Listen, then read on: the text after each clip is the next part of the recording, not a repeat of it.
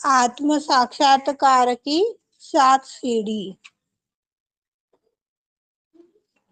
हमारा जब पूर्ण रूप से आत्म साक्षात्कार प्राप्त होता है तो हम आनंद में आ जाते हैं।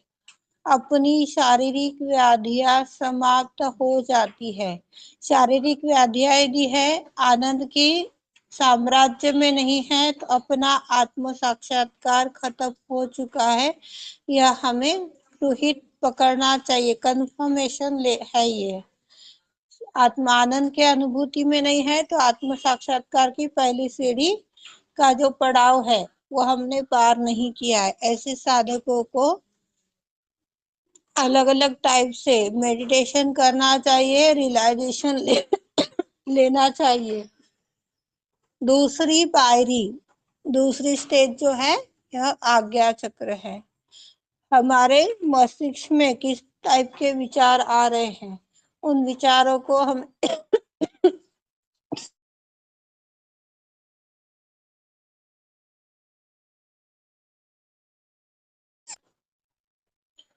मस्तिष्क में विचार आ रहे हैं तो उस विचारों को हमें देखते आना चाहिए कि यह विचार जो आ रहे हैं, यह प्योर विचार है या अशुद्ध विचार है। और प्योर विचार है तो उसको किस तरह से कार्यान्वित करवाना है, या अशुद्ध विचार है तो उसको किस तरह से रिफ्यूज करना है। यह जो लेवल है आत्म साक्षात्कार की, यह सेकंड लेवल है। तीसरी लेवल, आत्मा की माध्यम से जब सब कार्य होते हैं, आत्मा ही कर्ता बन जाता है, तो वह शिव कहलाता है। यानी ज्ञान, आत्मा का जो ज्ञान है, उस ज्ञान के अंदर यदि हम स्थापित है, उस ज्ञान को सही दिशा में, सही रूप में कार्यान्वित हो रहा है वह ज्ञान, तो तीसरी पायरी जो कि हमारा मूलाधार चक्र है, जिसे सत विवेक बुद्धि के रूप में जाना जाता है, यह तीसरी पायरी हमारी पार हो रही है। चौथी पायरी शुद्ध ज्ञान। अब हमें क्या ऊंच नीच की पता चल गई, आज्ञा में सही गलत का परिचय हो गया, विवेक सत बुद्धि हमें प्राप्त हो गई।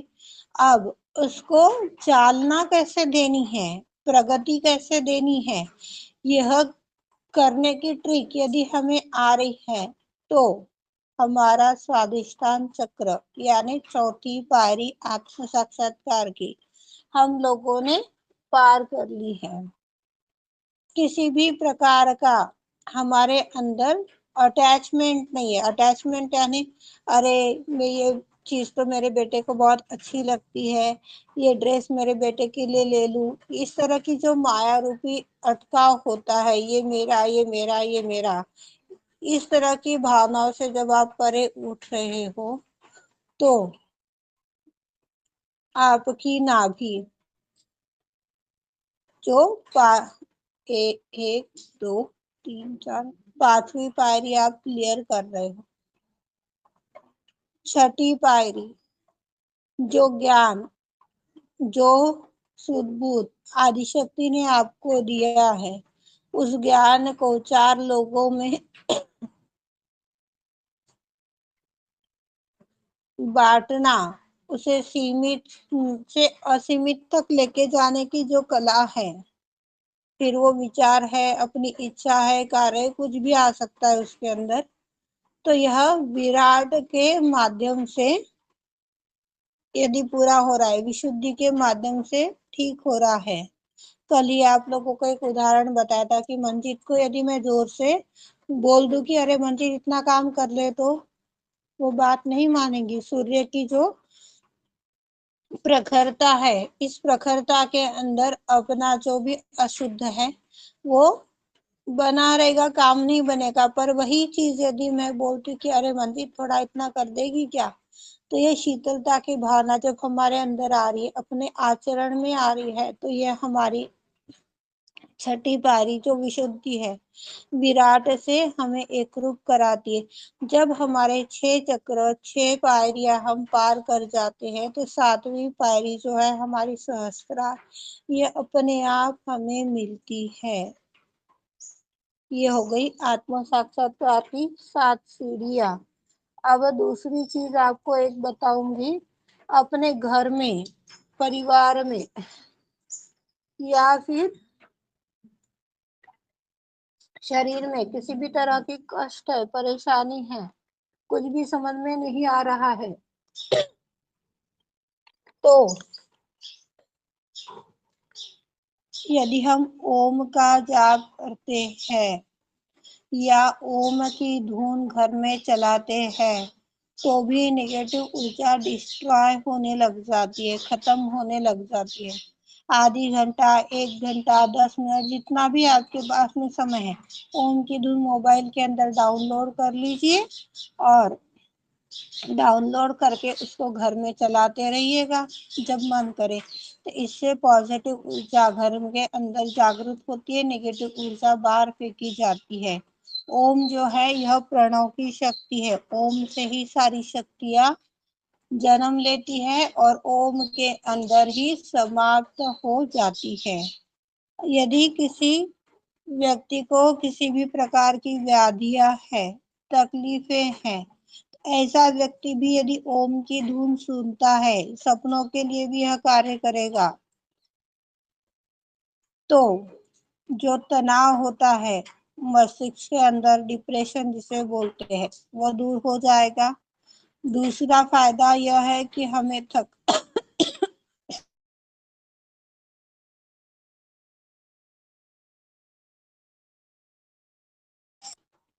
थकान हो रही है, इच्छा नहीं कर रही है कोई कार्य करने की,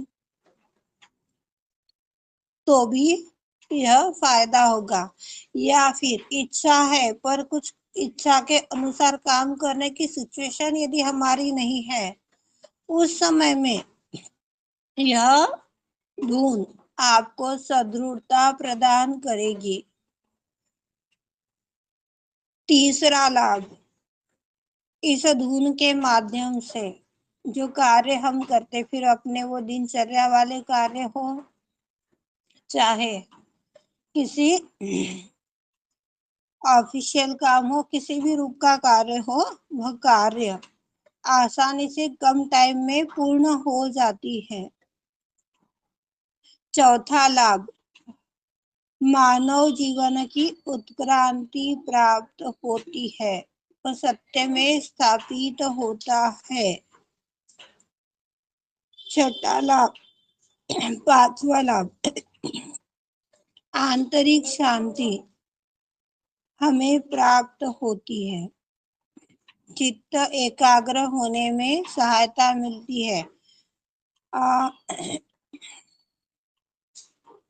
शिव कुमार गुप्ता, ओम की धुन से भी आप चित्त को एकाग्र कर सकते हो। जो व्यक्ति की पाचन शक्ति कमजोर है, ऐसा व्यक्ति यदि ओम की धुन सुनता है तो उसके पाचन शक्ति में सुधार आता है। आठवां लाभ, ओम की धुन का विकारों से पूर्णतः मुक्ति मिलती है। जो संतों को, जिस मानवों को निद्रा नहीं आती है या बहुत ज्यादा निद्रा आती है, वह व्यक्ति भी यदि यह ओम का धुन सुनता है तो उसे लाभ होता है। सकारात्मक ऊर्जा की प्राप्ति होती है। यह हो गए एक मनुष्य से जुड़े हुए समस्याओं का निराकरण, ओम से जुड़ा हुआ उपाय। यदि यह ओम की धुन घर में, घर के परिसर में कहाँ पर भी यदि चलाई जा रही है तो जो वास्तु दोष है वह वास्तु दोष को भी खत्म करता है।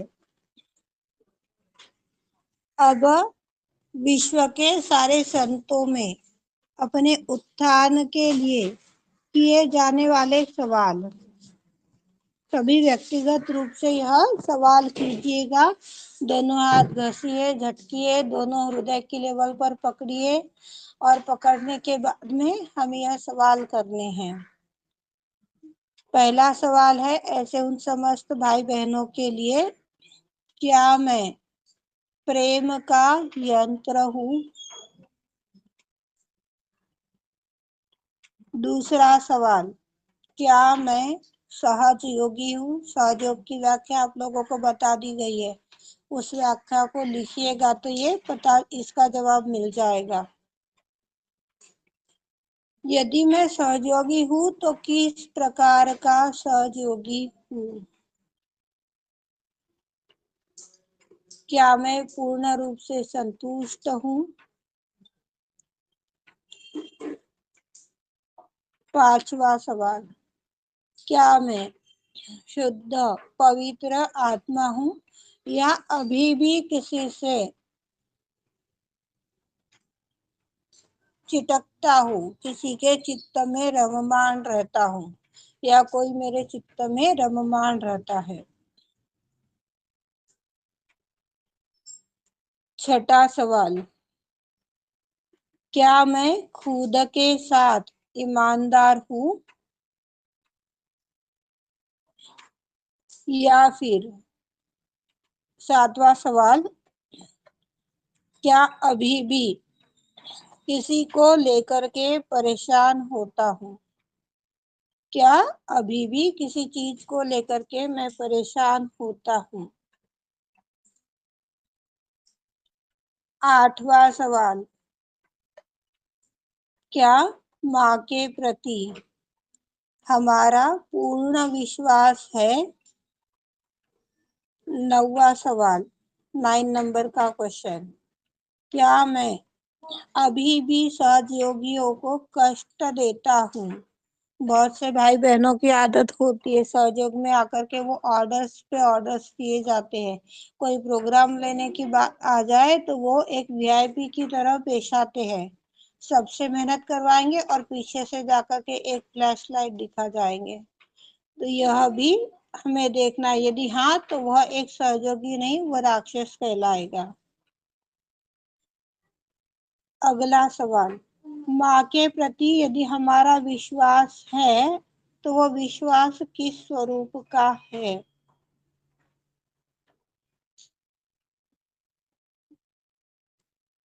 अंतिम सवाल, क्या मैं सीमित चीजों में उलझा हुआ हूँ? यदि हाँ तो प्रगति नहीं हो पाएगी और नहीं तो प्रगति 100% होगी, सभी की होगी। ये हो गए महत्वपूर्ण टॉपिक एक साधक के उत्थान में आने वाली रुकावटों के लिए। सभी व्यक्तिगत रूप से आदिशक्ति से एकरूप होइएगा, उनका मार्गदर्शन लीजिएगा और जो विकारों के लिए वास्तु दोष के लिए सुझाव बताए गए हैं उन सुझावों को भी कर देखिएगा। महीना 15 दिन करके देखिए तो आपको पता चलेगा इसके लाभ ध्यान में आएंगे। जय श्री माता।